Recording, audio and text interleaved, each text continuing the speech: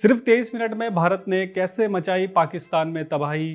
पाकिस्तान का भरोसेमंद चीनी HQ-9 सिस्टम क्यों नहीं रोक पाया था भारतीय मिसाइलों और ड्रोनों को।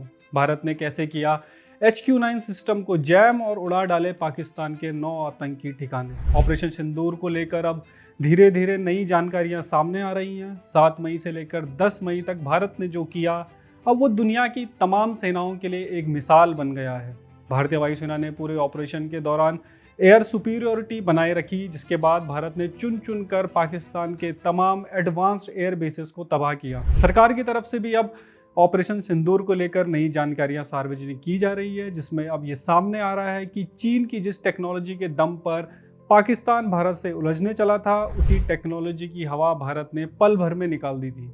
आपको बता दें कि किसी भी ऑपरेशन को सफल बनाने के लिए एयर सुपीरियरिटी सबसे इम्पॉर्टेंट होती है, मतलब कि आसमान में अपना दबदबा बनाना।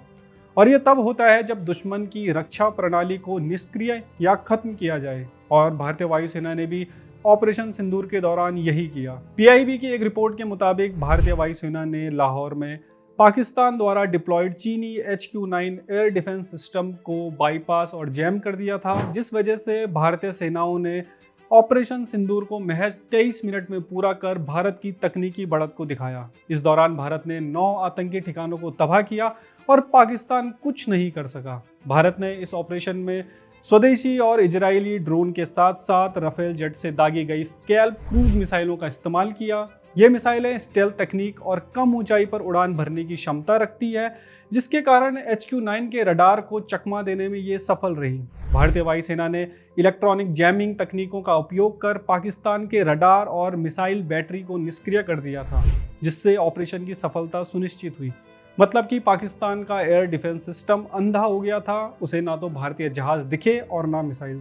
ये कोई छोटा कारनामा नहीं है, क्योंकि चीन ने HQ-9 एयर डिफेंस सिस्टम को रूस के S-300 और अमेरिका के पैट्रियट सिस्टम को टक्कर देने के लिए बनाया था। चीन के दावों के झांसे में आकर पाकिस्तान ने भी बड़ी महंगी कीमतों पर इन्हें खरीदा, लेकिन भारतीय वायुसेना ने पल भर में ही इन्हें नष्ट कर दिया। ऑपरेशन सिंदूर शुरू तो आतंकवाद के खिलाफ हुआ था, लेकिन इसने भारत को भी अपने हथियार और टेक्नोलॉजी को डेमोन्स्ट्रेट करने का मौका दिया, जिसमें भारत की टेक्नोलॉजी हर मोर्चे पर अव्वल रही।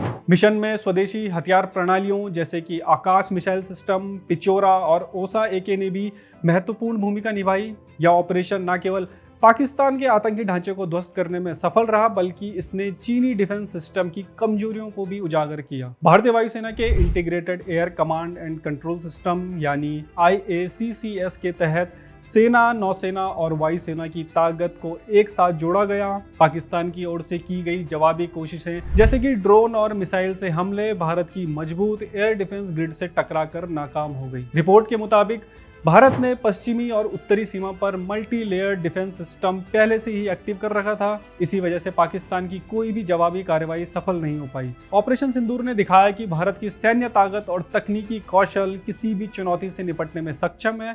केवल 23 मिनट में भारतीय वायुसेना ने न सिर्फ आतंकी ठिकानों को नष्ट किया, बल्कि पाकिस्तान के HQ-9 जैसे उन्नत सिस्टम को भी बेकार कर दिया।